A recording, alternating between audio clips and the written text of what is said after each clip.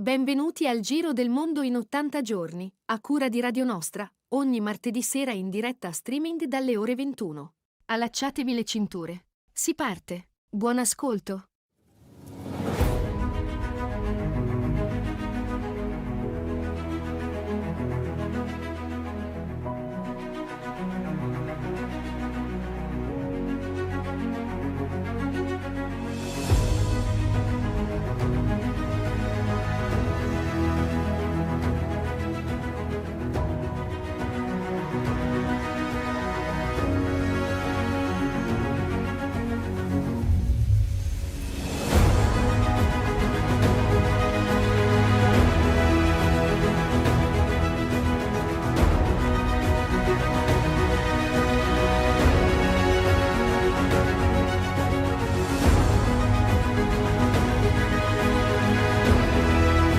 Eccoci qui, buonasera a tutti, un po' in ritardo sulla sigla, ma ci siamo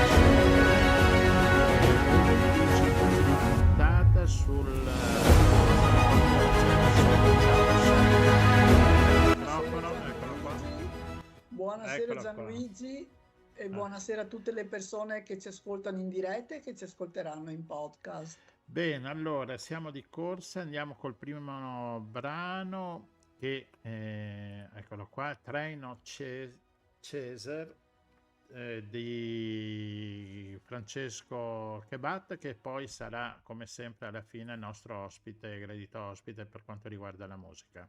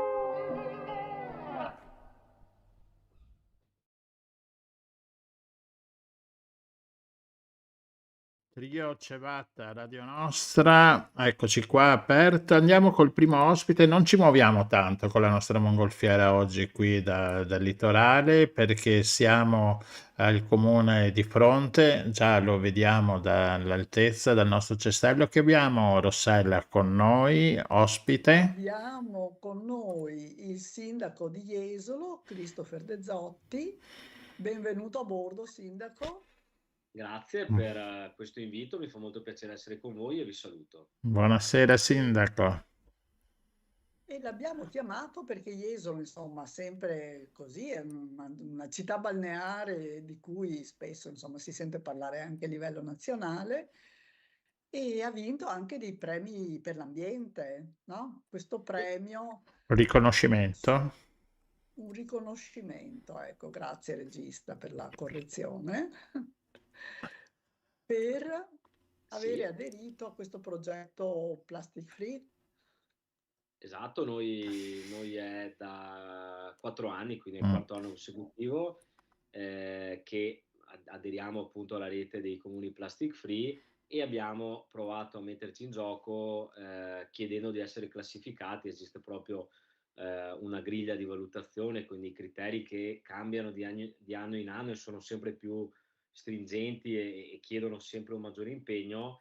E in questi 4 anni abbiamo, oltre che ottenuto sempre il riconoscimento di comune plastic free, abbiamo anche migliorato e mantenuto la nostra classificazione, quindi su una base di 3 tartarughe, che questo è il massimo della valutazione, siamo il primo anno, i primi 2 anni ne abbiamo ottenuta una, adesso è 2 anni che ci classifichiamo a 2 tartarughe. Anche il mantenimento dello standard è comunque molto importante, perché ci sono comuni anche blasonati che hanno fatto dei passi indietro, quindi hanno avuto classificazioni minori, e adesso abbiamo un po' scelto come obiettivo per il prossimo anno di mettere in campo, sapendo quali sono un po' i criteri di valutazione, altre scelte anche forti che ci permettano appunto di scalare questa classifica e di fare dei passi avanti. I criteri di valutazione plastic free ovviamente premiano anzitutto la capacità di essere, diciamo, aderenti a quella che è il senso dell'iniziativa plastic free, ovvero di ridurre la diffusione e la dispersione di plastica nell'ambiente, ovviamente in primis nel mare e nelle spiagge, perché ha degli effetti catastrofici rispetto agli esseri viventi che abitano il mare, ma ci sono anche degli studi che ormai stanno dimostrando come anche la plastica sia entrata anche all'interno dei nostri stessi organismi, all'interno addirittura della placenta si trovano delle microtracce di plastica, quindi è evidentemente un tema che ci interessa anche a livello di salute. Noi abbiamo messo in campo una serie di iniziative in questi anni, anche un po' coraggiose, perché cambiano in maniera importante il modo di vivere anche la spiaggia, che è il nostro principale asset, e quindi lo scorso anno abbiamo introdotto per la prima volta il divieto di fumo in battigia, quindi nell'area più prossima al mare, come passo propedeutico alla grande novità di quest'anno. E quindi da quest'anno, dalla stagione balneare che sta per iniziare, introdurremo un divieto totale di fumo in tutta la spiaggia, quindi nell'area. Caspita, Ecco. sì che ci vuole coraggio, eh? E questo qua come si, come si fanno i controlli poi su una zona così ampia, no? Così Certo, allora, vasta? innanzitutto va detto che abbiamo ritenuto non semplicemente di fare un divieto, ma di regolare anche questa pratica. Quindi sarà vietato ovviamente di fumare sotto l'ombrellone, sulla sabbia, e in accordo con tutti i concessionari, quindi lungo i 15 km in ogni stabilimento, ci sarà un numero adeguato di smoking area nei pressi del marciapiede, dove obblighiamo anche i concessionari a adottare un sistema di recupero e di riciclo dei mozziconi, che ormai stanno diventando una forma di economia circolare importante, ecco. E quindi prima di tutto vorremmo condividere appunto con i nostri ospiti un ragionamento, un percorso assieme, che non è esclusivamente un divieto, ma un provare a Sì. convivere tutti fra esseri umani rispetto alla natura. Ovvio che controllare 15 chilometri arenili è pressoché impossibile in ogni ora del giorno e in ogni punto, quindi sicuramente ci saranno dei controlli e saranno elevate le sanzioni relative. Parliamo di una sanzione di 50 € che è quasi, diciamo, Due pedagogica. pacchetti di sigarette. Sì, credo che siano Ormai. direi di sì. Però ovviamente io uso sempre un paragone, forse c'entra poco, ma spero colga. Anche per le strade vigono i divieti, i limiti di velocità, però non è che sia nelle condizioni di controllare a ogni angolo di strada se tutti rispettano. Una Certo. parte dell'impegno deve essere delle persone, della maturità delle persone. Devo dire che i riscontri sono stati pressoché positivi. Ovviamente c'è chi magari è fumatore incallito e la vede come una limitazione della libertà personale, però abbiamo avuto una grande adesione positiva sia da parte degli ospiti, ma anche degli operatori che ci hanno creduto molto con noi. Ecco, non sono preoccupati da eventuali ripercussioni negative gli No. imprenditori. Bene. No, allora diciamo il fatto anche di fare un percorso graduale con il divieto in battegia lo scorso anno è stato anche un modo per Per capire com'era la reazione delle tastare persone, degli tastare un ospiti. attimino Però il polso. ormai girando per il mondo, anche la diffusione delle smoking area, quindi delle aree Mh. preferenziali dove fumare, è ormai una pratica quotidiana anche in paesi non esattamente È sviluppati. vero, Quindi, penso sia più una questione di abitudini. certo. Mentre per quanto riguarda gli animali avete delle zone. Sì. Allora, qui dobbiamo dire che l'offerta turistica di Jesolo è un pelino indietro, questo ce lo diciamo con la massima onestà. Bisogna riconoscere dove le cose vanno bene, dove si può migliorare. Questo è un ambito in cui sicuramente si può migliorare, quindi in questo momento Jesolo offre 2 grandi aree libere, in cui è libero appunto l'accesso durante la stagione balneare alle persone accompagnate da animali, e quindi parliamo delle 2 aree estreme, quindi Foce Piave e Foce Sile. E poi c'è uno stabilimento attrezzato che è proprio nella parte centrale di fronte all'ospedale di Jesolo, dove è consentito anche in maniera regolamentata anche l'accesso al mare. Ovviamente questa è un'offerta molto limitata, perché significa che la maggior parte, l'80 e rotti per cento della lunghezza del nostro arenile non è coperta da alcun tipo di servizio per chi vuole andare in spiaggia con i cani. Quindi quest'anno abbiamo condiviso ancora con gli stabilimenti anche dei criteri premiali per chi, diciamo, riesce ad attrezzare in conformità alla legge regionale che è vigente delle aree all'interno degli stabilimenti attrezzate appunto per accogliere ospiti che viaggiano appunto con i cani. E questo significa non tanto dal nostro punto di vista fare un piacere a qualcuno, ma intercettare un pubblico che ormai è vastissimo, perché il numero Mh. di animali in Italia mi pare abbia superato il numero delle persone. Chiunque di noi o un nostro conoscente ha un animale, quindi sempre di più diventa quasi stringente viaggiare insieme agli animali. Quindi bisogna che una città che vuole dirsi moderna e accogliente abbia un'offerta anche per questo tipo di ospiti.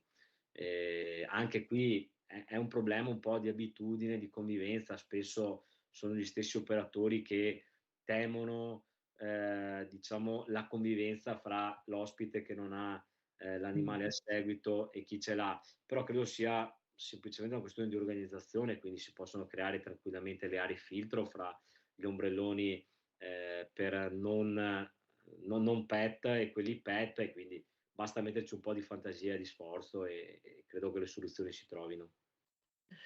Mentre vai Rossella. No, niente, così chiedevo invece per quanto riguarda la, plastica, voi siete riusciti davvero a limitare l'uso in spiaggia? Allora, no, Insomma, allora, diciamo che quella che è la plastica più diciamo, fastidiosa, che è la plastica monouso, perché spesso ha anche le Sì, dimensioni ridotte, quella fondamentalmente si è autolimitata perché ormai la produzione è pressoché inesistente, quindi anche le scorte a magazzino di plastica monouso non esistono fondamentalmente più, quindi è tutto materiale biodegradabile. Rispetto invece a le classiche bottiglie di acqua, lì noi abbiamo provato con un protocollo di intesa qualche anno fa a stimolare anche i chioschi sulla spiaggia ad adottare delle misure alternative, come ad esempio gli erogatori d'acqua, e quindi piuttosto che vendere la bottiglia di plastica, premiare chi magari viaggia con la borraccia o con un altro strumento. La diffusione al momento è molto limitata, c'è qualche caso campione di chioschi, e su questo sicuramente c'è qualcosa in più da fare. Di certo, questo è un dato non oggettivo, ma ci viene riportato sia da chi fa gli addetti alle pulizie della spiaggia, ma anche dalle raccolte volontarie di plastic free, che comunque si nota un progressiva diminuzione anche diciamo, delle bottiglie di plastica piuttosto che delle lattine in spiaggia, quindi speriamo che, diciamo, la parte educativa prevalga, ecco, rispetto ai divieti su questo. Allora vi fa onore intanto la casetta dell'acqua che avete a Jesolo Paese, dove io mi rifornisco quotidianamente. E Adesso probabilmente ne identificheremo una magari nell'area del Lido, ci stiamo ecco, lavorando. però invece vi fa poco onore la raccolta differenziata, siete ultimi. No, Dopo qua la devo ultimi smentire. Allora, i dati non sono straordinari, dobbiamo ammetterlo. Abbiamo chiuso il 2025 con il 67%, che è un dato in costante crescita. Sono crescite molto limitate, parliamo di circa l'1% all'anno, però è un costante aumento, e quindi non siamo più fanalino di coda, ma anzi abbiamo staccato beh, altre città Venezia come Venezia è ultima. Venezia, non faccio i nomi di Lo altre di li città, faccio però io. non siamo più ultimi, ecco. Ovviamente incide molto il fatto che abbiamo una parte del territorio dove la raccolta differenziata viene effettuata. No, in effetti, ma come mai questa differenza tra il lido e il paese? Perché mi pare in paese c'è il porta a porta e credo che vada Esatto. bene, no, col porta a porta. Esatto, va molto bene, e lì ovviamente abbiamo, adesso non ho sotto mano i dati, però lì siamo ovviamente a livelli pari a quelli di qualsiasi altra città residenziale, Esatto. quindi sicuramente sopra l'80%. L'area del Lido, dove esiste una puntuale che corrisponde a tutte le attività commerciali, quindi gli alberghi, i ristoranti, i bar, hanno nella stragrande maggioranza dei casi i bidoni propri che tengono in proprietà privata e poi espongono per il ritiro. Esiste però una serie di altre situazioni, soprattutto i condomini di seconde case, in cui è difficile creare una situazione di porta a porta, e quindi c'è un ampio sistema di raccolta stradale. La raccolta stradale con i bidoni stradali è quella meno diciamo pulita. Tuttavia noi abbiamo fatto una scelta strategica che abbiamo iniziato, di creazione di isole ecologiche interrate, che quindi hanno un doppio obiettivo. Il primo è quello di aumentare il decoro, quindi togliere gli stradali e quindi togliere quella parte brutta, e dall'altro lato spingere verso una raccolta differenziata gestita in maniera migliore. Ne abbiamo una isola ecologica che ha fatto la prima stagione sperimentale lo scorso anno, e i dati di quell'isola sono sensibilmente superiori rispetto alla raccolta media dell'area del Lido. Quindi pian pianino che abbiamo questo progetto, sono circa 27 isole ecologiche nell'area del Lido, l'investimento si aggira oltre i 30 milioni di euro, quindi è corposo, però questo ci porterà sicuramente a andare ben oltre il 70% di media, ecco, questo sì. Va bene. Bene, Io complimenti sindaco per cosa? no, io ho Ah, finito col mio pensavo che avessi la domanda cattivissima, no, no, no, l'abbiamo no, persa per no, strada, la no, domanda come Va mai? cattivissima. bene, ma sì, non prendiamo paura, dai. Eh. No, no, complimenti per le 2 tartarughe e anche per aspirare ad averne 3, perché vuol dire No, che e siete ricordiamo a impegnati. proposito di tartarughe, ricordiamo che Jesolo ha fatto partorire una tartaruga, no, 2 anni fa con le uova in pieno centro della Sono spiaggia. arrivate caretta a caretta, Eh, però in realtà è stata una bella scena. In realtà però purtroppo delle mh, piccole tartarughe nessuna è riuscita vabbè, magari il a farcela, però dai, vabbè insomma, è stata una cosa bella. esatto. Va bene, Va grazie mille bene. Allora buon sindaco, lavoro. Grazie, e buona serata a voi. e buona stagione per Jesolo. Grazie, arrivederci, buona Arrivederci. serata.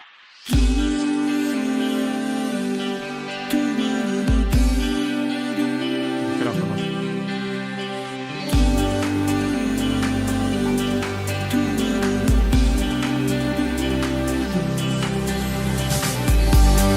Nella tua mente oggi puoi essere chi sei, non conta niente la voce di un tale che vuol giudicare. Nella tua mente volano i sogni finché hai cuore pulsante, un brivido sale e non può far male. È tutto quel che non hai fatto mai, è tutto quel che non hai detto mai, è tutto quello che ti piace nella tua mente, poi lo ritroverai. È tutto quel che non hai fatto mai, è tutto quel che non hai detto mai, è tutto quello che ti piace nella tua mente, poi lo ritroverai,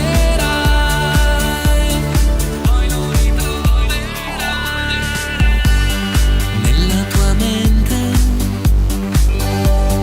puoi cambiar forma come vuoi, a luci spente e la voce del tale inizia a ballare. Nella sua mente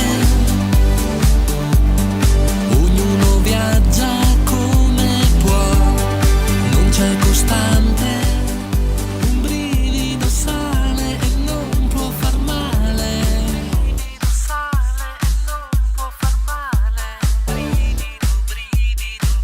È tutto quel che non hai fatto mai, è tutto quel che non hai detto mai, è tutto quello che ti piace nella tua mente,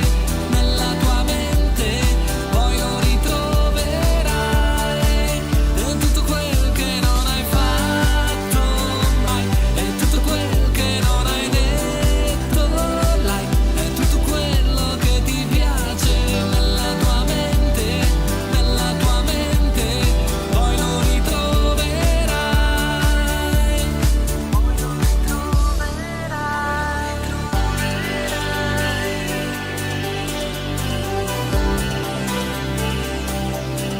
Nella tua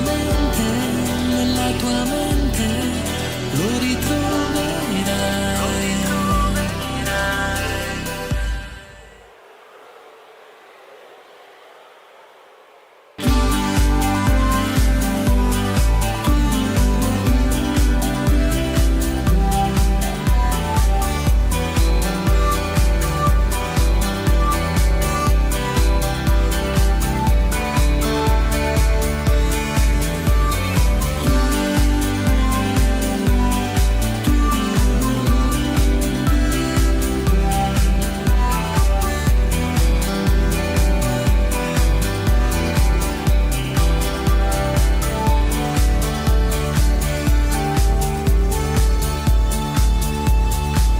Lo ritroverai.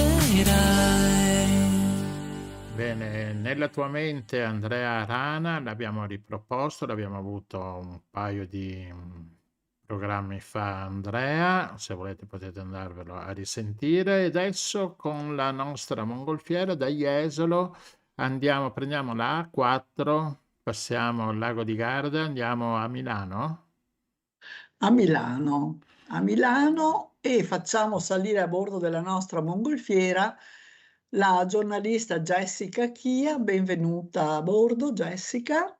Grazie, buonasera a tutti e a tutte. È una Buonasera. giornalista che lavora al Corriere della Sera e anche al supplemento La Lettura, si occupa delle pagine culturali, ma noi l'abbiamo perché abbiamo avuto occasione, insomma, di incontrare questo libro che si chiama La staffetta senza nome, autobiografia di una partigiana, e ci è sembrato il momento giusto, visto che fra pochi giorni ci sarà il 25 aprile, che ultimamente è un po' annacquata come giornata, ma invece a noi piace ricordare che è la liberazione dell'Italia dall'occupazione nazista. Quindi insomma questo libro cade a proposito. Sì. Allora, autobiografia di una partigiana, però c'è anche il tuo nome, no? In effetti io l'ho letto e sembra raccontato da questa incredibile signora con una memoria che ci fa E vergognare. sì, considerando che sta per compiere 101 anni, la memoria funziona benissimo, ecco. Ecco, e quindi invece qual è stato il tuo ruolo in questo libro? Sì, il mio ruolo diciamo che è stato un po' più quello della giornalista che quello della scrittrice, se così lo vogliamo definire, nel senso che, il mio compito è stato quello di raccogliere proprio la testimonianza di Sandra Girardelli, che è la coautrice del libro ma, è la protagonista a tutti gli effetti della sua autobiografia. Quindi io Sandra l'ho conosciuta proprio attraverso il mio lavoro. Diciamo dovevo occuparmi di fare un'intervista video a casa sua a ridosso del 25 aprile, quindi ci siamo incontrate in questa occasione. Poi da lì, col tempo, io ho intervistato tante altre partigiane in giro per l'Italia, è venuta l'idea del libro e quindi ci siamo rincontrate. Andavo a casa sua ogni venerdì per 2 mesi e, ho raccolto la sua testimonianza. Mi mettevo proprio col mio registratorino, mi sedevo nel suo salotto, lei iniziava a parlare e ogni volta facevamo un pezzettino della sua vita. Quindi il mio ruolo è stato quello: raccogliere, la sua storia, le sue memorie e metterle tutte insieme, ma sostanzialmente lasciando la sua voce in prima persona. Ho cercato di entrare il meno possibile, ecco, nel racconto. No, no, ma infatti è discretissima la tua presenza e per quello ti ho fatto questa domanda. Il libro è incredibile perché ha una memoria di ferro, questa partigiana, parla di Sì. eventi sicuramente molto forti, no? E quindi che le sono rimasti impressi, però caspita, nomi, date, luoghi. Sì. Sì, sì, abbiamo Ascolta fatto lei. sì. No, no, prego. No, dicevo, abbiamo fatto un lavoro di ricostruzione anche con l'aiuto della figlia che stava sempre con noi e insomma dove magari zoppicava un po' Sandra, magari un nome non se lo ricordava benissimo, una data, allora lì insieme abbiamo ricucito, no, un po' tutta la narrazione, però sostanzialmente ecco, l'ordine degli eventi e tutto quanto è frutto della sua memoria. E lei come ha, raccontato questa scelta? Perché una cosa io ho avuto modo di parlare con altri Mh-mh. partigiani, compreso mio padre, va bene, non è tanto chiara la differenza fra perché erano molto giovani, molti di loro, no, erano giovanissimi, fra una scelta consapevole, magari anche, in seguito a una certa scelta politica, o invece un moto di ribellione puro e semplice a un sistema che non avevano più voglia e volontà di sopportare.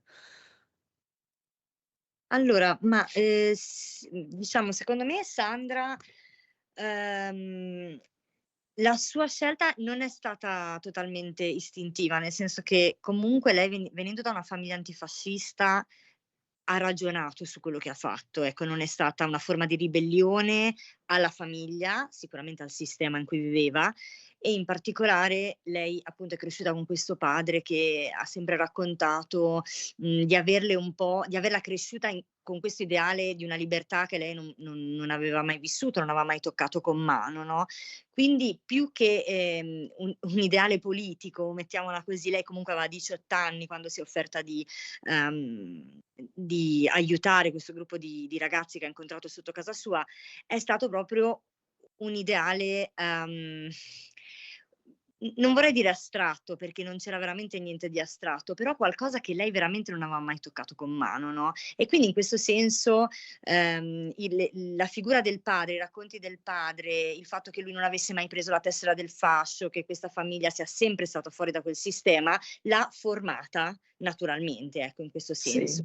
Infatti devo dire nel libro c'è tantissime volte la parola libertà, sia come ideale, sia come desiderio proprio, no, di Sì, esatto. vivere Serio, sì, questo forte sì, desiderio che si unisce anche poi all'età che avevano, insomma, questi partigiani. Poi ovviamente Sandra non era una donna, quindi aveva vissuto ovviamente un'esperienza totalmente diversa da chi, dopo l'8 settembre aveva dovuto fare una scelta che era molto più, ehm, decisiva, no, però sì, è vero, lo definirei forse più desiderio di libertà, cioè che le cose potessero cambiare sì, totalmente. sì, sì.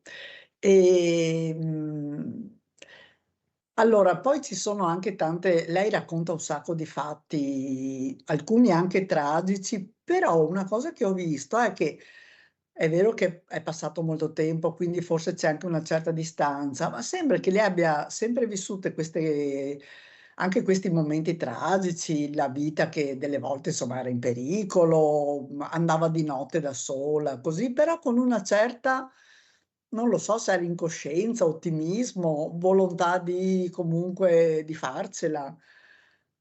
Sì, lei, parla tantissimo di incoscienza e Ah, anche ah, di proprio anche di fortuna, no, questo riferito diciamo proprio alla sua esperienza come staffetta, però in generale devo dire che tutto l'impressione che io ho sempre avuto della sua narrazione, anche poi dopo la guerra, no, che è una persona molto concreta, veramente una persona che si è sempre ritrovata a risolvere dei problemi, a cercare sì, far sì che le cose potessero cambiare, ma nell'atto concreto dei fatti, no, e quindi certo. non magari nell'oratoria o nel e quindi sì, l'incoscienza è comunque stata un termine fondamentale perché lei dice appunto: "Io ho iniziato che avevo 18 anni, tantissimi di noi erano dei ragazzi", perché me lo sappiamo benissimo, e quello ha fatto tanto perché, è uno dei temi su cui ci siamo spesso scontrate nelle nostre chiacchierate, è che io, le ho sempre riconosciuto,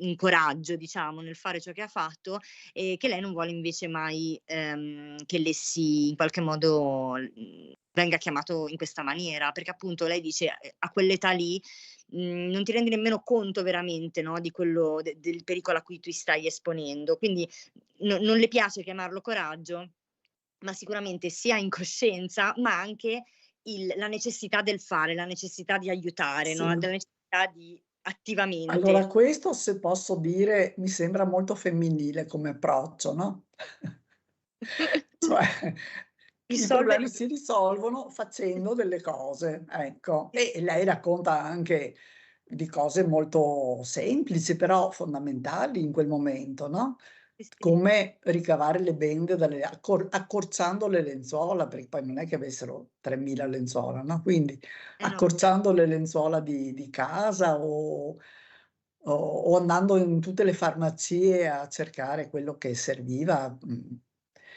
quindi certo. sì, molto è vero, sì, questa cosa, questo approccio così. Ed è vero che, non c'è mai un momento in cui sembra che lei sia un'eroina, no, voglia porsi come un'eroina, come qualcuno che ha fatto qualcosa di Straordinario.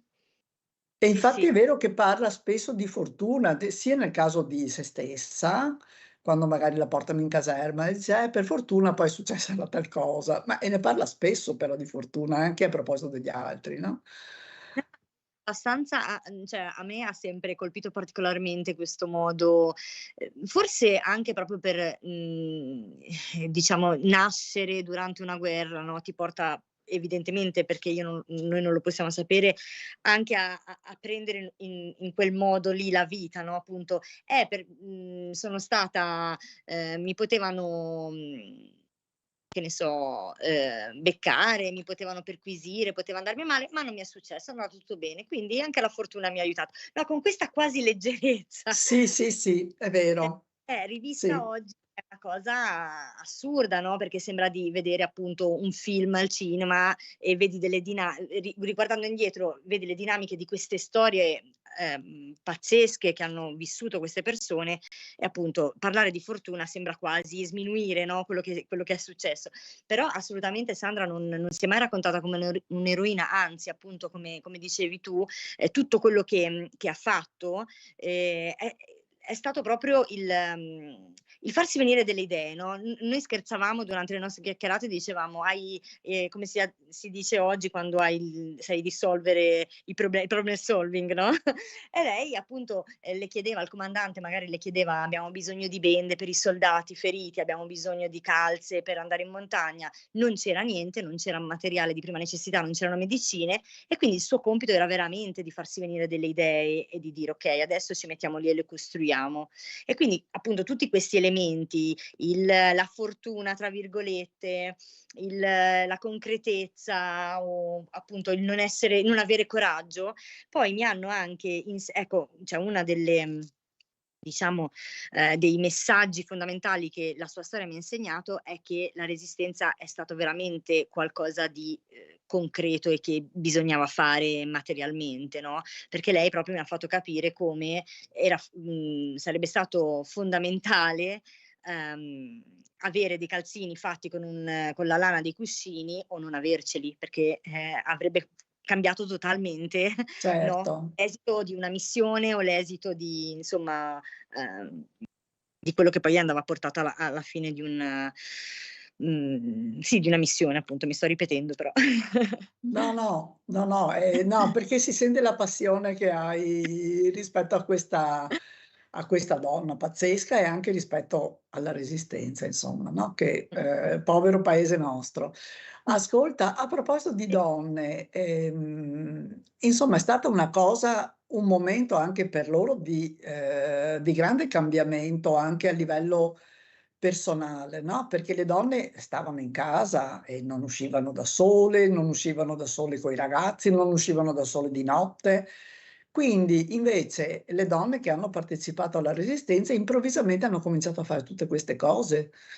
certo, sì, sì, è stato un tassello anche fondamentale, no, per la storia poi dei diritti delle donne in Italia, perché da quel momento in avanti, è successo qualcosa di inimmaginabile, perché comunque appunto, l'immaginare queste donne che, uscivano di casa, appunto, come racconta Sandra, me ne uscivo la notte, andavo nei boschi perché magari dovevo consegnare qualcosa, me ne stavo in mezzo ai maschi, cioè erano tutte, già all'epoca considerati ovviamente qualcosa di scabroso, no, perché appunto poi come sappiamo tante partigiane, tante staffette dopo, l'hanno tenuto nascosto per non essere, ehm, anche escluse dalla vita sociale, rifiutate dalle famiglie stesse, no, però il fatto di averlo fatto, cioè di aver trovato questa forza di poter, rompere quegli schemi lì e oltretutto stiamo parlando anche di un periodo in cui le donne erano costrette anche a sopperire, no, a lavori che erano,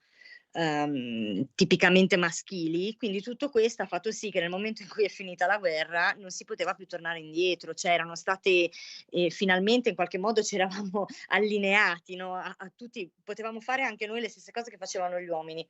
E ovviamente è stato l'inizio di un percorso che poi, come sappiamo, ha portato alle madri costituenti, che poi ha portato al diritto di voto e appunto, oggi, che sono cioè quest'anno, nel 2026, che sono gli 80 anni del voto alle donne, mi è anche capitato di intervistare una partigiana, piemontese, una staffetta, e con lei abbiamo chiacchierato lei ricordava il giorno del voto e quindi insieme abbiamo anche un po' ripercorso, come sia stato fondamentale, cioè come la narrazione della resistenza femminile è un pezzo che va recuperato proprio anche per ricostruire la storia del voto alle donne e quindi poi di tutti i diritti che sono venuti dopo. Certo.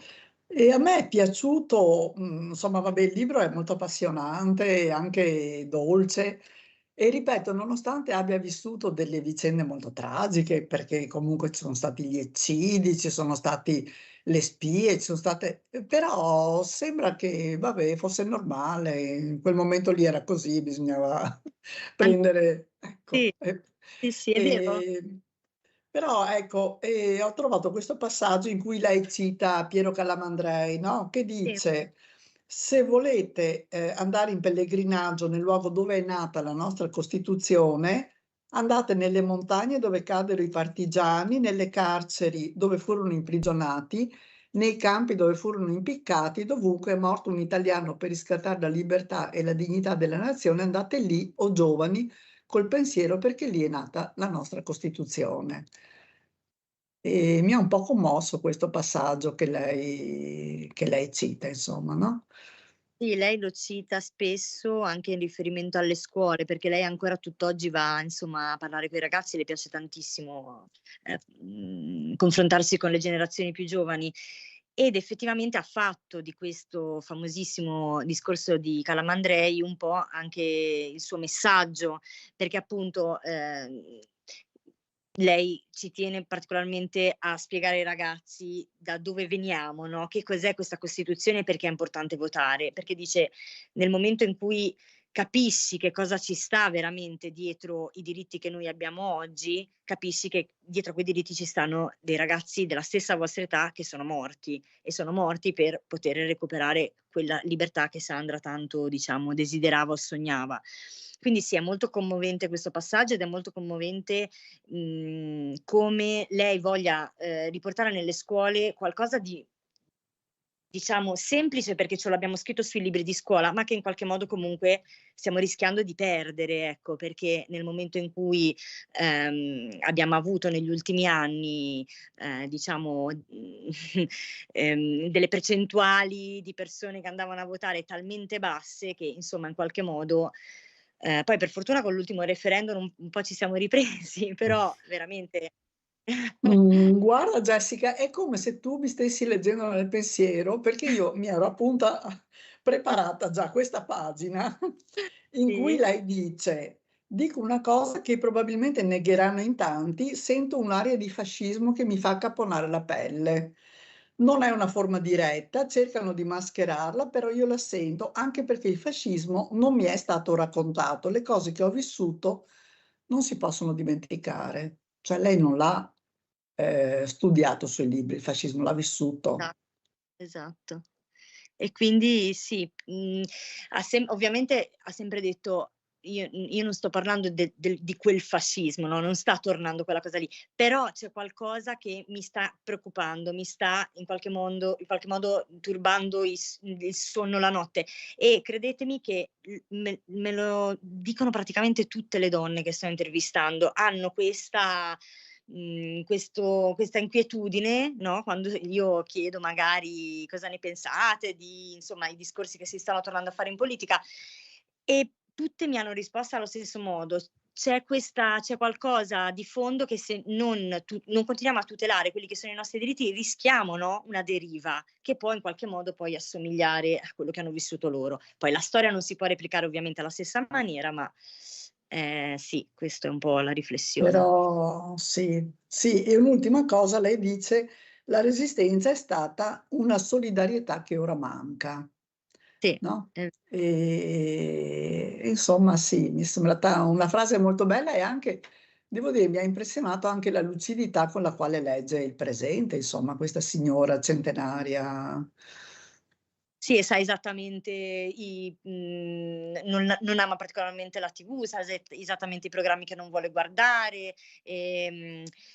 qualunque domanda ovviamente anche di politica contemporanea, lei è sempre abbastanza, presente, attiva, sa di cosa sta parlando, ecco, non è che ha abbandonato totalmente, diciamo, appunto la lettura del presente, quindi sì, sì. Io, Vabbè, io scusa, no, vai. io il libro non l'ho letto, quindi non ti faccio una domanda sul libro, ma ti chiedo, lei che effetto le ha fatto? Siccome adesso ho messo la foto dove lei ha in mano il suo libro, quando l'ha visto pronto, che effetto le ha fatto? Allora era secondo me un misto tra imbarazzata e felice, perché lei non è una che si mette molto in mostra, no, in Mhm. mostra. Quindi appunto magari vedere il suo nome così, e la prima cosa che ha fatto è stato, sfogliare le fotografie che Ah. abbiamo messo dentro al libro, e si è riguardata le foto e quindi ha ricominciato a dirmi: "Ah, che bella, c'è la foto di mio nonno, di qua e di là", e quindi si è subito riconnessa poi sostanzialmente alla storia e a quello che rappresentava il libro. Poi per il resto molto molto, concreta anche lì, no, senza Mh-mh. troppi fronzoli. Ehm, allora aggiungiamo 2 cose: nel libro c'è una storia d'amore che è la sua, ma la lasciamo scoprire ai lettori o non so se vuoi accennare un attimo. Sì, racconta la storia d'amore con il tenente Mosca, che è un altro partigiano della brigata, anzi uno dei comandanti della brigata dove Sandra ha militato, che poi appunto diventerà suo marito, no, quindi racconta il loro incontro e poi un po', siccome il libro poi parlerà anche del suo presente, un po' questi 65 anni di matrimonio come sono andati. Ed è molto curioso il modo in cui si sono incontrati, che non Sì, diremo sì, qui. sì. Ecco, no, quello non lo sveliamo, lo lasciamo scoprire. E poi ci sono delle foto molto belle, molto sì, insomma, che corredano bene il libro, ecco. No, un'ultima cosa, oltre al libro ci sono dei video però che tu hai, realizzato, giusto? Delle video interviste? Sì, sì, sì, c'è sul sito del Corriere c'è un canale che si chiama Donne Partigiane, e lì praticamente raccolgo tutte le video interviste a queste donne, perché, il mio intento appunto è quello di intervistare le staffette o le combattenti donne, perché è un pezzo, diciamo, di storia della Resistenza che mi interessava particolarmente, e quindi lì, si trovano tutte queste video interviste, e c'è anche quella Sandra Gilardelli, da cui poi è nato tutto.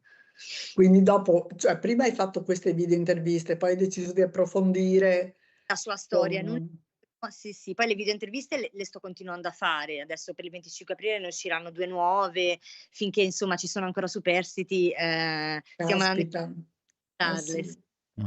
eh Sì, sì. sì.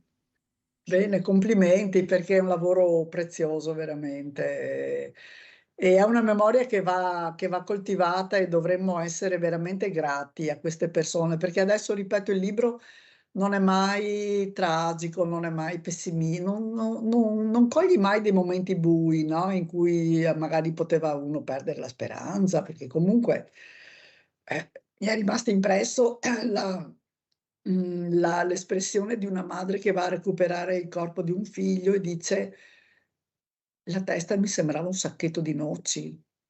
Sì, anche a me è rimasta molto. Caspita, un'immagine durissima, no? Sì, perché appunto anche questo racconto poteva farlo in tanti modi, invece ha usato 4 parole dirette, molto, no, come una fotografia, Sì, e non lo so, ha veramente questo modo di è vero, è molto fotografica anche questa frase, no, cioè ti dà subito l'immagine sì, sì. e quindi sì. Ascolta, i luoghi sono, la nord di Milano, la zona del Lago Sì, Maggiore. è nata, cresciuta e vive tuttora a Milano, quindi è milanese, ma sono sfollati con la famiglia quando Milano è stata bombardata nel '43. Loro sono sfollati a Piannava, che è questo paesino, piccolissimo sul Lago Maggiore, sulla sponda, diciamo, piemontese del Lago Maggiore, e lì, ha passato praticamente, Mh. tutta la guerra. Poi, finito dopo il 25 settembre, un anno dopo circa, è ritornata a Milano. Quindi luoghi, sì, Nord Italia, quindi la zona del Verbano, e noi partiamo a raccontare da Milano perché appunto, raccontiamo la sua nascita, ma poi soprattutto, i bombardamenti, quindi quando scoppia la guerra, e poi appunto la sua, prima la famiglia, si rifugia a Gorgonzola vicino a Milano, e poi vanno appunto a Piannava. Quindi la localizzazione è tra la Lombardia e il Piemonte, Tra ecco. l'altro c'è anche una cartina, sempre nel libro, molto ben fatta, che aiuta un po' a focalizzare un po' i luoghi. Sono stati luoghi molto duri dove, insomma, gli scontri sono stati Sì. anche molto accesi, ecco. Quindi grazie a tutte le partigiane e partigiani che ci hanno portato la libertà. Bene, Grazie grazie Jessica. Jessica. La E staffetta complimenti s per questo libro e anche per tutte le video interviste che invitiamo gli ascoltatori a vedere, insomma. Il libro è Sì. La staffetta senza nome, è il titolo del libro, autobiografia di una partigiana, Solferino è editore. Non Bene. abbiamo neanche detto perché è senza nome, ma c'è nel libro e Sì, vabbè, sì, è una sì. delle tante cose che scopriremo leggendo. Bene. Grazie mille, buon lavoro Jessica. Grazie a voi. Grazie. Vorrei solo venire da te. Poi penso che cazzo ci faccio al Pigneto, la moschea del Bangladesh. Credo sia tutto inutile. Mentre sotto la tangenziale tutta Roma passa sopra di me. E sopra di me. E mi chiedo troppo spesso se c'è una svolta, una soluzione, una domanda a cui potrai rispondere anche incazzata con me. Passi tutte le notti da sola e non ci pensi ancora a quello che saremo io e te e a tutto il bene che c'è.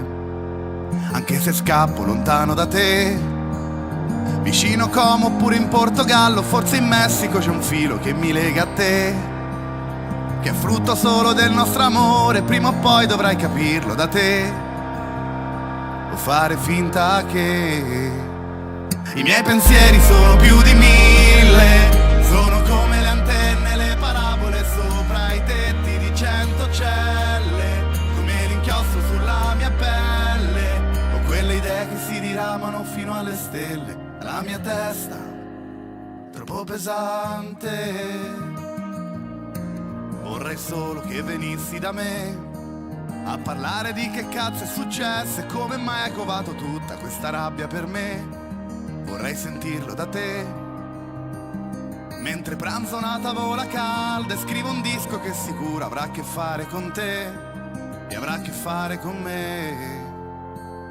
Per quanta rabbia ancora c'è, io vivo dentro un frullatore, vedo tutto scolorito, soffro come te. Magari non proprio lo stesso, ma ti penso ogni secondo e dormo ancora alle 3, quando il tormento non c'è. I miei pensieri sono più di 1000, sono come le antenne, le parabole sopra i tetti di 100 celle, come l'inchiostro sulla mia pelle. I miei pensieri sono più di 1000, sono come le antenne, le parabole sopra i tetti di 100 celle, come l'inchiostro sulla mia pelle, o quelle idee che si diramano fino alle stelle dalla mia testa, troppo pesante. I miei pensieri sono più di 1000, sono come le antenne, le parabole sopra i tetti di 100 celle, come l'inchiostro sulla mia pelle. I miei pensieri sono più di 1000, sono come le antenne, le parabole sopra i tetti di 100 celle, come l'inchiostro sulla mia pelle. Ho quelle idee scritte di fretta in via delle Betulle, dalla mia penna, troppo pesante.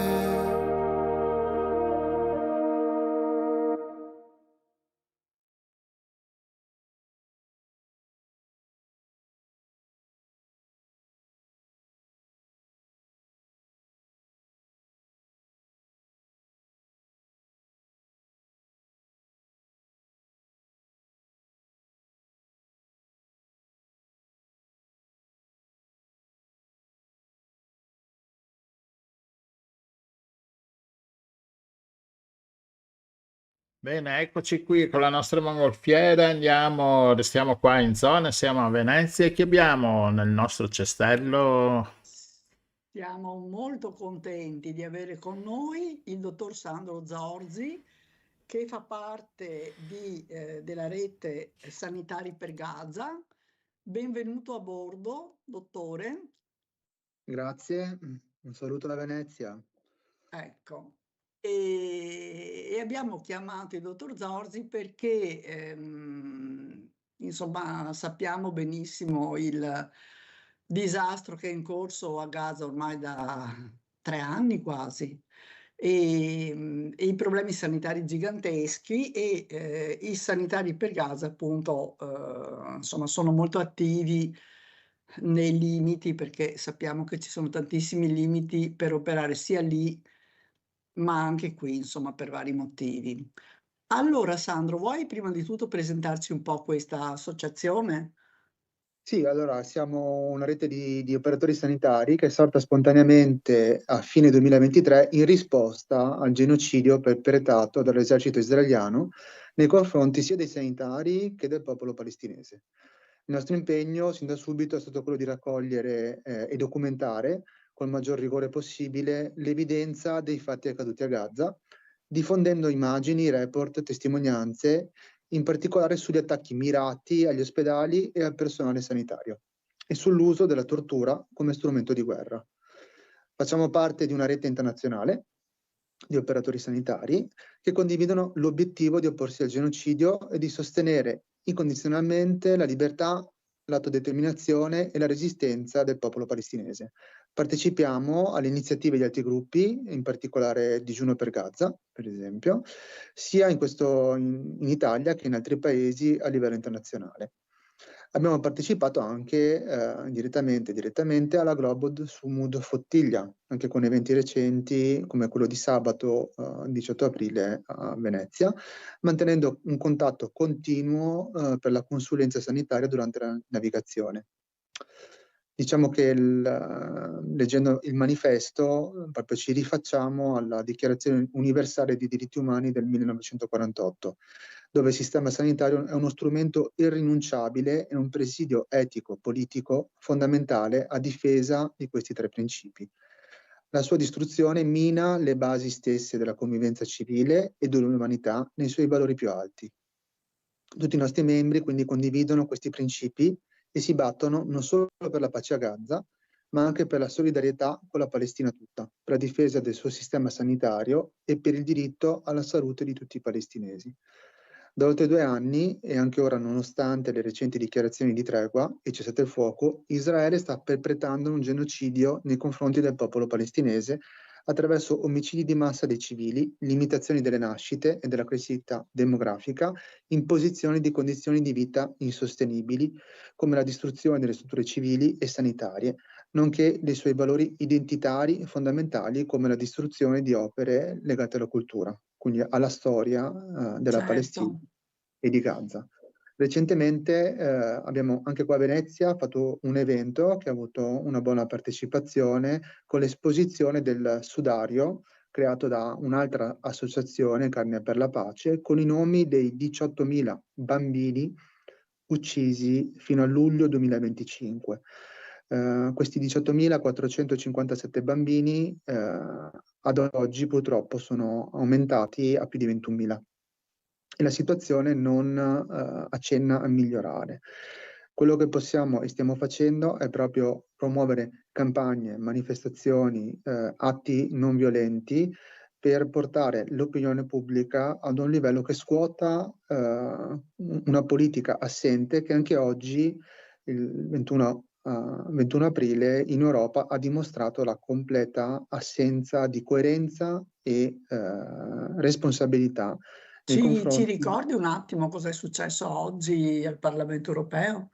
Oggi 2 paesi in particolare, e purtroppo l'Italia, insieme alla Germania, hanno bloccato lo stop all'accordo commerciale Europa-Israele. La cosa semplice, immediata, che porrebbe fine a tutti i conflitti nella zona medio orientale, quindi non parliamo solo di Gaza, ma parliamo di Libano, parliamo di Iran, parliamo quindi di condizioni che ci riguardano direttamente perché Israele sta attaccando questi paesi minando anche il trasporto di beni per noi fondamentali come il gas e il petrolio. E oggi l'Unione Europea ha portato avanti una proposta con capolista la Spagna, l'Islanda e altri paesi di sospensione dell'accordo commerciale. L'opposizione di Francia, Germania e Italia ha bloccato con Tajani la possibilità di questo stop, avanzando pretestuose giustificazioni, nel senso che sarebbe uno stop che colpisce la popolazione israeliana e non solo il governo. Come sappiamo tutti, nessuno vorrebbe colpire la popolazione israeliana, ma è la stessa popolazione israeliana che ha eletto un governo che sta uccidendo bambini, distruggendo ospedali e portando la guerra in una zona che coinvolge tutti noi. Infatti Dopo suona sempre abbastanza surreale, no? Questa preoccupazione per la popolazione israeliana quando vediamo massacri continui su civili. Hai ricordato i 18.400 bambini morti fino a luglio dell'anno scorso, quindi purtroppo saranno molti di più, e non parliamo di tutti gli amputati che ci sono, e non parliamo della malnutrizione e le conseguenze a lungo termine. Quindi Diciamo suona che abbastanza... la cosa più grave è che questo accordo sarebbe vincolato proprio al rispetto dei diritti umani. I diritti umani in Palestina, ben prima del 7 ottobre, sono violati e questo accordo doveva essere sospeso pochi mesi dopo dalla sua instaurazione, perché in Cisgiordania, a Gaza, si continua da decenni, non da qualche anno, a violare le basi del diritto umanitario, dei diritti civili, con incarcerazioni, apartheid e misure violente come la tortura, che non sono iscrivibili all'interno di uno Stato definito democratico, ma è semplicemente una dittatura al massimo, una teocrazia Sì. che impone per un'etnia dei valori e dei diritti a scapito di un'altra. Certo. In pena di morte. Ascolta, Sandro, tu ci sei stato a Gaza?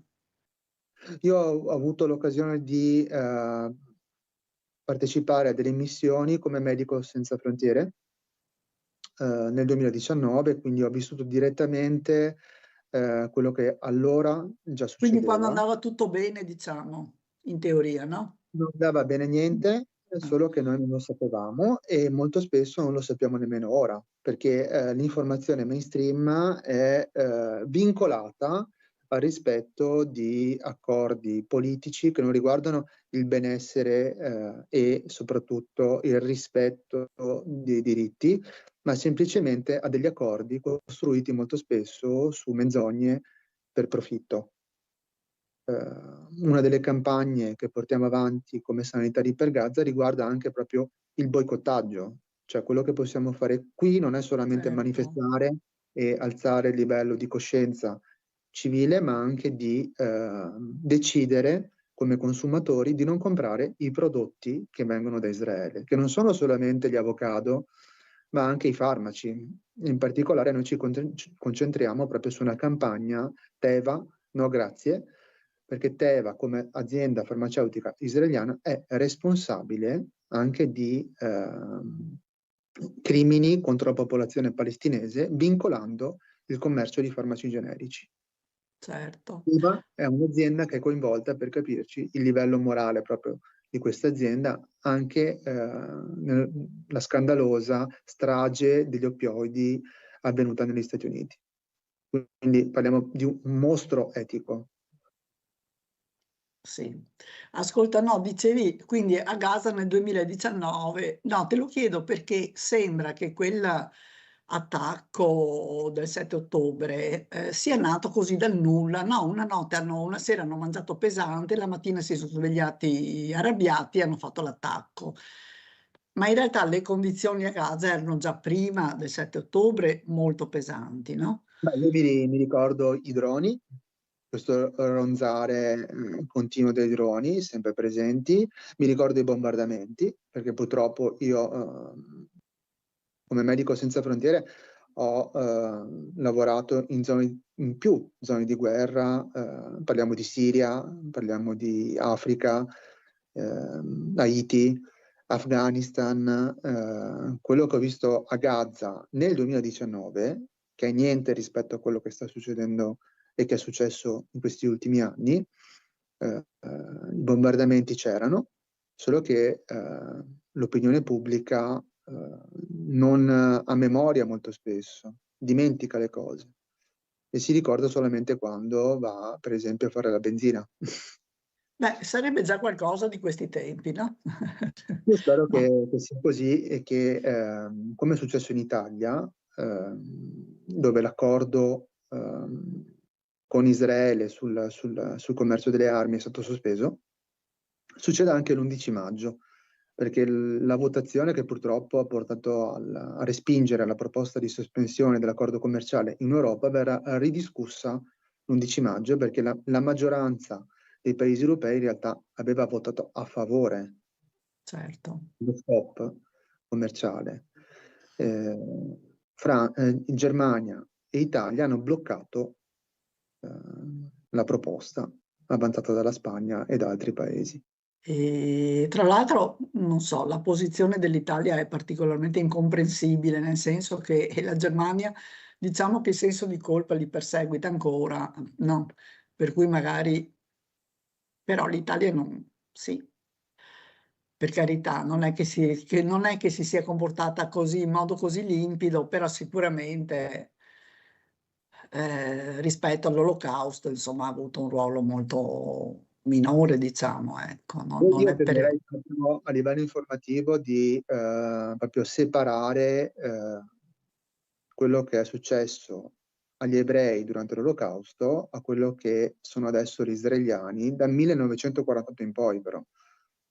Cioè, Sì, gli ebrei non sono gli israeliani. In Israele la maggioranza della popolazione può essere anche ebrea, ma quello che è l'ebraismo, me lo ricordo anche perché all'interno della stessa società israeliana ci sono ebrei che sono contro il governo di Netanyahu in maniera netta e molto critica, e la società civile in parte denuncia e difende i valori internazionalmente dichiarati per il rispetto dei diritti umani. Sono due cose che non vanno a braccetto, anche hai se ragione, sì, è molto importante questa distinzione che tirare fai, sì. fuori sempre l'Olocausto è una memoria che manca sempre, ma manca anche in Italia, perché ci sono, non dico il nome, ma senatori a vita, sappiamo benissimo che difendono Israele proprio ricordando l'Olocausto e dimenticando invece cosa è successo dal 1948 in poi.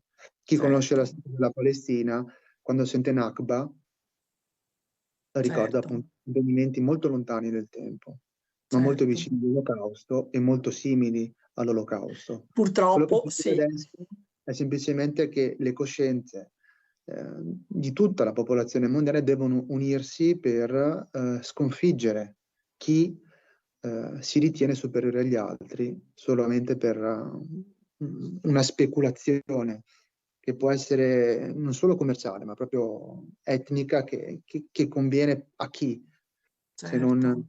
a chi impunemente si ritiene migliore, uccidendo altre persone. Certo. Tra l'altro ricordo che c'è una raccolta di firme molto importante a livello europeo che ha già superato il 1.000.000 di firme, che era il minimo, anche se ci sono ancora mesi per poterle raccogliere. E la campagna l'abbiamo già... Questa proposta di firme nasce appunto per sospendere l'accordo di associazione commerciale con Sì. Israele. E speriamo che il peso dell'opinione pubblica si faccia sentire, insomma, no? Perché poi abbiamo visto che l'opinione pubblica comunque ha le idee abbastanza chiare, no? L'abbiamo visto nelle tantissime manifestazioni che ci sono state nelle università, nelle città, con la flottiglia, con tante organizzazioni, tante associazioni che cercano di aiutare in qualche modo. Ascolta, io ti chiedo una cosa che chiediamo sempre quando abbiamo delle associazioni così. I cittadini che cosa possono fare? I cittadini che sono stanchi di vedere questi massacri così impuniti, crimini di guerra che si sommano a crimini di guerra. I cittadini possono informarsi innanzitutto, noi abbiamo degli account sui social come Instagram, dei siti internet molto interessanti a digiuno per Gaza.it e soprattutto la campagna BSD Italia per il boicottaggio. Quindi una semplice risposta può essere anche attaccare sul proprio codice fiscale un'etichetta con scritto Noteva e quando si va in farmacia essere specifici nel richiedere farmaci generici ma non appartenenti a Teva, che è, come ripeto, una multinazionale che ha fatto del profitto un mezzo unico di governance dell'azienda stessa, a discapito di diritti civili, non solo sui palestinesi, ma anche sugli italiani, nel momento in cui tu come azienda non investi in ricerca, ma ti occupi solo di generico, quindi senza brevetto, quindi non hai costi collegati come azienda farmaceutica, ma solo profitti. Sì. Quindi è una scelta E quindi discutibile. informarci, cercare di informarci anche un po' al di là. Purtroppo in questo senso con i media italiani non è sempre facilissimo, bisogna scegliere. E dopo votare anche dei politici in Italia che siano seri, coerenti e che quando nel programma elettorale non mettono oppure sono contrari a politiche di pace, devono sentire il peso anche sulle urne, perché di fatto se noi continuiamo ad avere dei governi, dei politici che sponsorizzano degli interessi che non sono per noi, ma sono per loro, non conviene a noi e dopo alla lunga nemmeno a loro, perché sono Certo, politiche che non fanno avanzare la società, ma la fanno regredire. certo. Allora, Sandro, ci sono delle attività, no? C'è qualcosa che si muove a Padova per il fine settimana. Sì, il 24 aprile alle ore 21 c'è la presentazione di un libro che è stato scritto da un'infermiera di Medici Senza Frontiere che è Brucianti l'Umanità. È un evento che il 24 aprile si terrà alle ore 21 all'Urban Tribe in via dietro Duomo 14 a Padova. Sarà possibile parlare con l'autrice e appunto assieme a Cura Liberi Tutti ci saranno anche i volontari di Sanitari per Gaza. E questo è il prossimo evento, e poi comunque voi siete molto attivi. Possiamo seguire le vostre attività, hai detto, sulla pagina Instagram?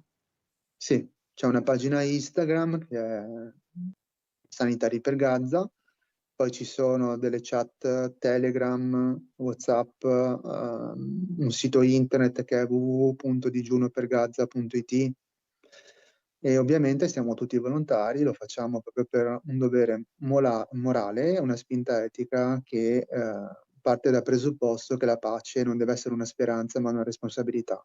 O ci mettiamo in gioco tutti per pretendere la pace, oppure il mondo, come è sempre stato, purtroppo continuerà a marciare a suon di bombe e non di medici.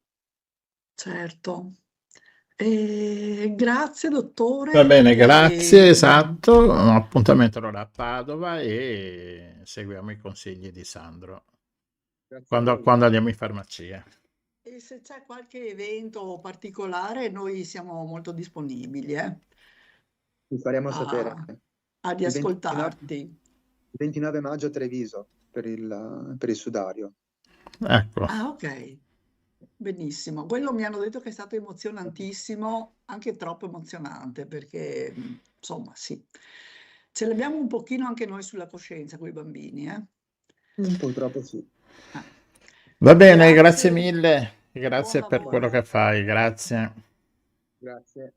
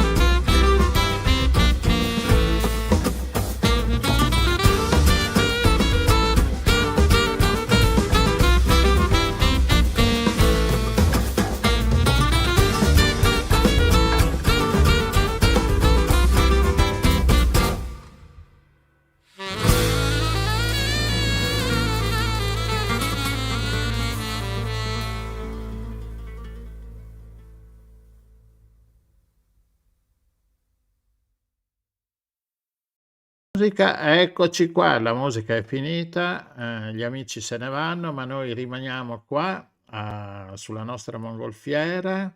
E Rossella, adesso con la nostra mongolfiera c'è un po' di vento oggi fuori, per niente la voce mi sta andando via, e andiamo verso Bergamo, a casa mia, diciamo, e abbiamo abbiamo il prossimo ospite che è Francesco Chebatta. Ciao Francesco.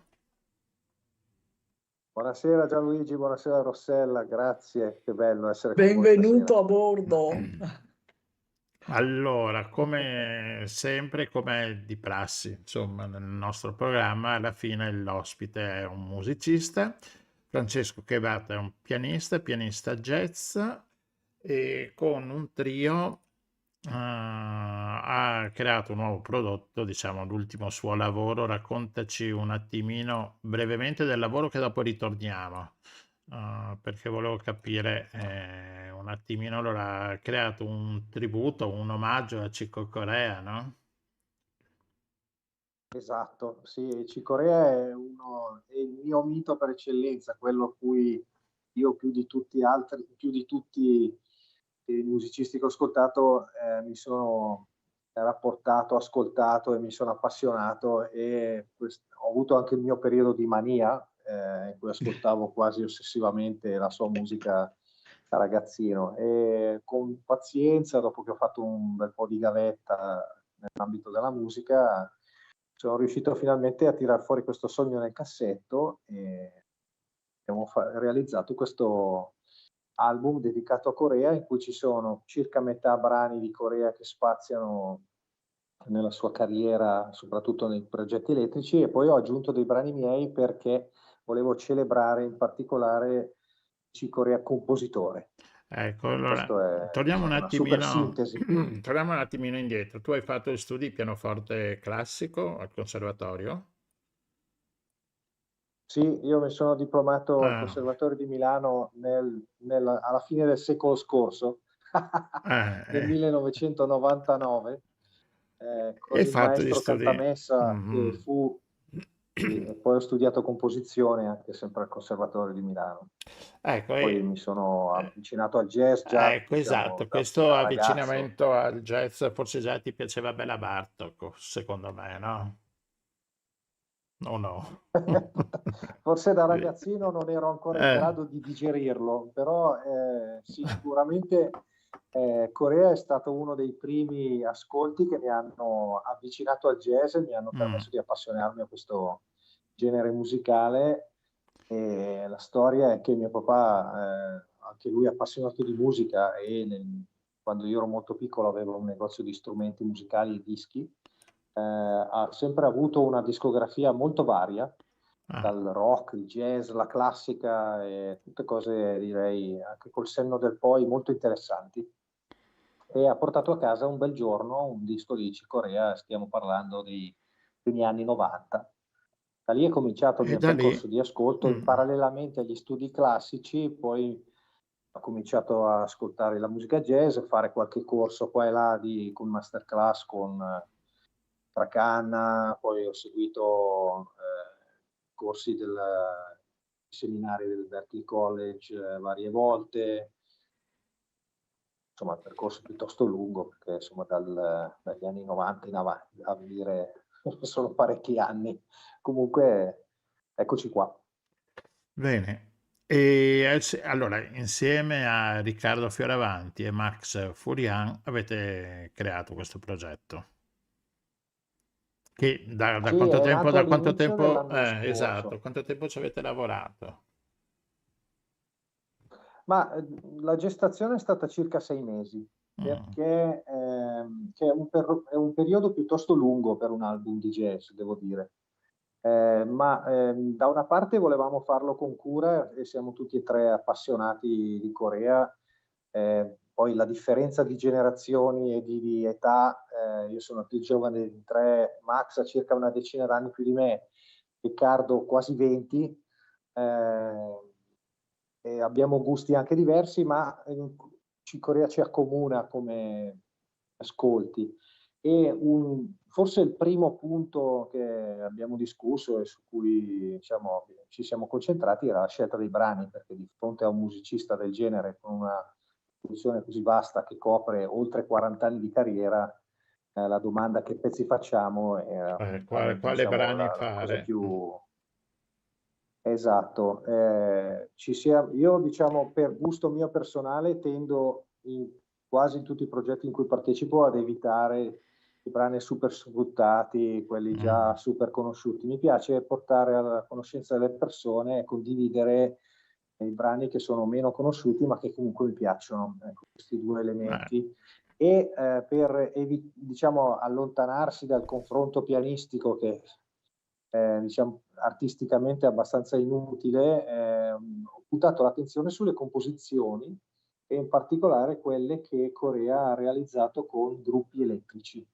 Quindi, per cambiare un po', per dargli una veste nuova, io volevo realizzare un CD col trio acustico, pianoforte a coda, contrabbasso, batteria, per dare un tocco di originalità e non fare una brutta copia, abbiamo preso i brani dei suoi repertori elettrici e li avete riarrangiati per il nuovo organico. Per una fase più acustica, diciamo, no? Chiamiamola così. Esattamente, esattamente.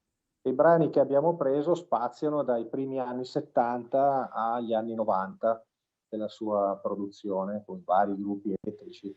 Return to Forever, c'è un brano che apre il CD che si chiama Hymn of the Seven Galaxy, poi c'è un brano a me molto caro che si chiama Duende, che proviene da un disco dei primi anni 80, dove ci sono molti ospiti. Nel brano in particolare il tema è suonato da Lee Konitz.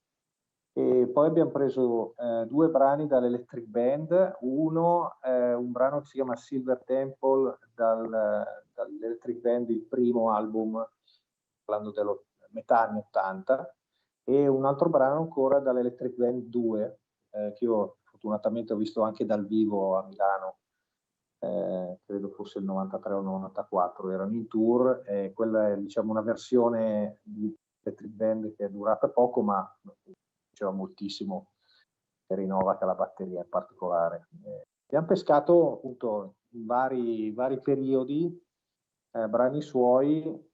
Mi piacciono molto le sue composizioni più strutturate. Per me il valore di Corea come compositore è almeno pari al suo valore come pianista.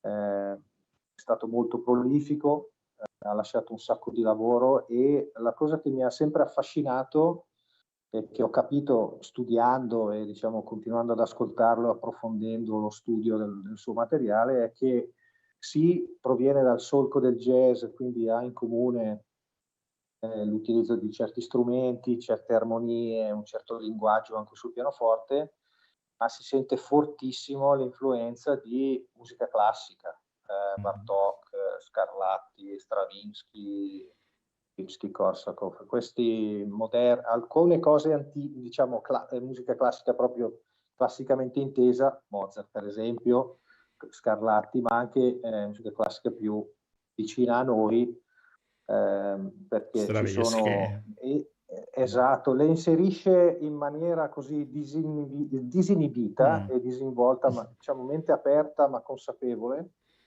sia nei lavori elettrici, dove magari uno non se lo aspetterebbe, però ci sono dei lavori meno noti di Corea dove ha scritto delle opere orchestrali, un ottetto pubblicato dall'ECM nella metà degli anni 70, modernissimo, dove le influenze di Bartók e quel tipo di compositori si sentono molto forti e mi hanno sempre molto affascinato. Lui è veramente stato un architetto della musica che all'interno della sua architettura, molta scrittura, inseriva l'improvvisazione tipica della musica jazz. Qua mi ha incuriosito, dovevo ascoltare più Corea, che adesso cercherò di ascoltarlo con più attenzione, perché è interessante quello che stai dicendo. Nel disco poi ho letto due brani tuoi, composizioni Sì, originali. sono in realtà più di due, Ah, sì, sono più di due, perché su 9 brani 4 sono di Corea, 5 sono miei. Alla ecco, allora fine è più... andata così. Ecco. Però diciamo, la particolarità è che io diciamo, l'intento di questa operazione era di omaggiare Corea perché diciamo, inevitabilmente io sono stato influenzato dalla sua musica, ne ho assorbito quanto più sono stato capace, e questa cosa mi rimane un po' addosso e mi esce sempre quando scrivo del materiale, e la volontà di inserire i miei brani in questo disco era per, come dicevo, omaggiare Corea, perché proprio per rendergli grazie della sua eredità musicale e cercare di portare un po', diciamo, dare un piccolo contributo a portare avanti quello che è stato il suo messaggio, il suo lavoro. Allora, il disco si chiama The Wand, se non sbaglio, Esattamente. e vedo Sì, che è uscito dal 24 gennaio, quindi si può trovare anche fisicamente, oltre che in tutte le piattaforme ci sono tutti i brani, ma fisicamente è possibile assolutamente sì, prenderlo. Avete fatto anche la basta versione LP contattarmi. oppure no? Cioè, No, volevo no, diciamo dire no, il vinile. in vinile, sì. No, esiste in formato CD, Mhm. in formato CD, e, perché è disponibile contattandomi tramite le piattaforme social, Facebook e Instagram, ci sono, quindi ve lo possiamo spedire senza nessun tipo di problema. E siccome il CD sta subisce la trasformazione tecnologica, l'avanzamento tecnologico e l'influenza delle piattaforme Sì. digitali, abbiamo realizzato anche il formato chiavetta, che viene con una carinissima scatoletta che riporta la stessa grafica del CD, questo per dare la possibilità a chi lo volesse e chi non avesse il CD ma vuole avere l'album lo può acquistare, e in questo modo può sostenere il lavoro degli artisti indipendenti come noi, perché voglio dirlo in maniera chiara, anch'io talvolta uso le piattaforme digitali, ma agli artisti non arriva niente, ragazzi, c'è un Certo. disastro da questo punto di vista, per Esatto. cui chiunque volesse ringraziare ho sbagliato, ma diciamo, No, vabbè, sostenere, insomma, sostenere il lavoro fatto, perché insomma i Esatto. E racconti... riconoscerlo, no? Riconoscere il lavoro esatto. degli artisti. Esatto. Esatto, quindi ecco, per i più moderni c'è la chiavetta, la potete usare anche in macchina, nelle macchine moderne il CD Sì, non c'è perché più, il CD più il non c'è più, computer di ultima esatto. generazione. Esatto. Il E computer, quindi anche esatto, quello anche ve lo hai possiamo ragione, anche spedire. il computer non c'è più. Quindi, però è sempre bene ascoltarlo. Io li ascolto sempre in salotto con impianto stereo che si Bravo. sente, Sì, si fa. e cerco anche di comprare i dischi in vinile perché insomma è diverso. Anche le mie figlie dicono, però è già diverso ascoltare la musica così, anche perché col vinile ascolti tutto il disco per bene, no? Mentre con le piattaforme vai a salti, Esatto. cioè è difficile dargli anche l'attenzione, no? Che hai invece. Condivido in pieno, il vinile è un rito, è una Esatto. cerimonia in un certo senso, Sì. per quanto casalinga, ma insomma No, ma No, assolutamente. Ma sta infatti tornando non a caso, non a caso sta tornando. Infatti. Va bene, Francesco, allora già mi prenoto un disco che te lo ordino e niente, adesso io ho trovato sul tuo canale YouTube, ho trovato il brano Lume e quello che è possibile mettere perché in gran parte superano i 7 minuti e nel nostro programma mettiamo brani un pochino più corti, ma comunque bello, bellissimo questo Lume del trio. Vi ho chiamato trio Kebat, ma invece siete Francesco Kebat, Riccardo Fioravanti al contrabbasso e Max Furian alla batteria. Vabbè, ci sei ancora, Francesco? Sì, sono qua. Ah, boh, Eccolo ok. qua. No. Ok, vabbè, grazie mille e niente, ci sentiamo. Se Beh, avete nuovi progetti, scriveteci pure, mandateci un Vi avviso. ringrazio di questo spazio, siete stati molto gentili, grazie mille. Grazie a A te. risentirci. Allora, no, e grazie, complimenti anche grazie, per questo grazie. lavoro di ricerca, che Sì. insomma, è importante. Grazie mille. In bocca Grazie, al buon lupo. proseguimento. Crepi, buonanotte, grazie. Ciao ciao. Ciao.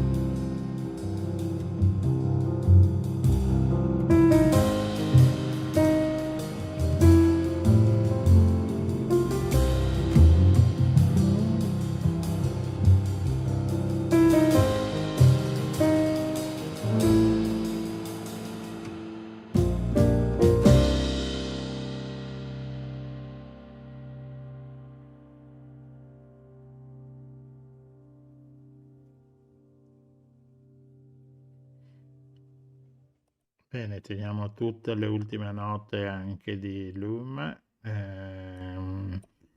Francesco Chevat al piano e alla composizione, insomma, di questo brano. Rossella, abbiamo finito o abbiamo un altro Abbiamo ospite? finito di No. svolazzare, volevo solo ricordare prima di chiudere che domani è la giornata della Terra. Quindi tutti giù per terra. Quindi è praticamente, nel senso che se ce ne prendiamo cura così poco è abbastanza, se vuoi, strano, no? Che ci prendiamo così tanto cura delle nostre casette e non ci prendiamo cura della casa grande che ospita tutte le nostre casette e noi stessi, no? E sembra che invece sia una cosa lì così. E ricordiamoci che la terra è viva, la terra è piante, animali, acqua, aria. Noi stiamo distruggendo tutto e insomma ricordiamoci, ecco, del luogo meraviglioso che ci ospita provvisoriamente. Se continuiamo a comportarci così, ancora per poco. Non vorrei sembrare pessimista, però. Bene, ricordiamo anche che domani pomeriggio abbiamo una puntata di Perseghi, di cui abbiamo un esponente altissimo europarlamentare, quindi un colpo grosso. Non vi dico chi è, alle 18 vi collegate e potete ascoltare. E basta, io direi che possiamo andare con la sigla finale e darci appuntamento a martedì prossimo. Che dici? Naturalmente. Grazie a tutte le persone che ci hanno ascoltato e a quelle che ci stanno ascoltando, che ci ascoltano domani, dopodomani, eccetera. Ciao a tutti. Ciao a tutti.